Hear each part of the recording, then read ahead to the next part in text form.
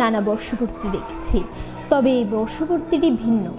কারণ এখানে যারা বর্ষপূর্তি উদযাপন করছে তারা না কথা বলতে পারে না শুনতে। বলছিলাম কক্সবাজার জেলার বাক ও শ্রবণ প্রতিবন্ধীর উন্নয়ন সংস্থার ৩য় বর্ষপূর্তি অনুষ্ঠানের কথা। এখানে যাদেরকে দেখছেন তারা কেউ কথা বলতে পারে না, শুনতেও পারে না। তারা কথা বলতে পারে না, কিন্তু এই সমাজে বাঁচার তাদের অধিকার আছে এবং তাদের কিছু দাবিও আছে।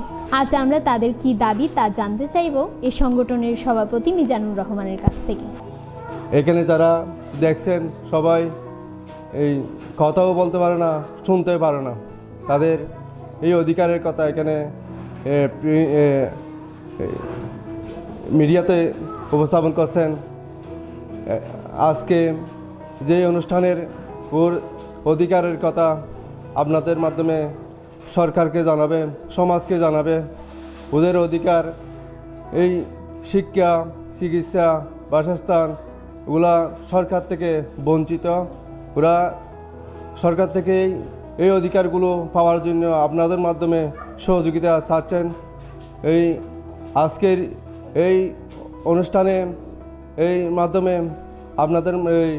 আপনাদের সহযোগিতা এর মাধ্যমে এতটুকু আশ্বস্ত করছেন, এই মানে ওদের এই ছেলেবেলে হচ্ছে ওদের চিকিৎসা দেওয়ার জন্য ওরা কিন্তু কারোর সাথে কথা বলতে পারে না, ওদের অধিকারের কথা বলতে পারে না।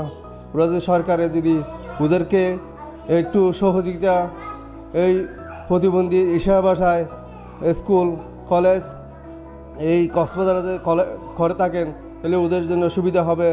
ওদের চিকিৎসা নেওয়ার জন্য এই হাসপাতাল গেলে ওরা কথা বলতে পারে না। তারপরে ওরা সরকারি প্রতিষ্ঠানে যে সুবিধাগুলো আছে এই সুবিধাগুলো থেকে বঞ্চিত।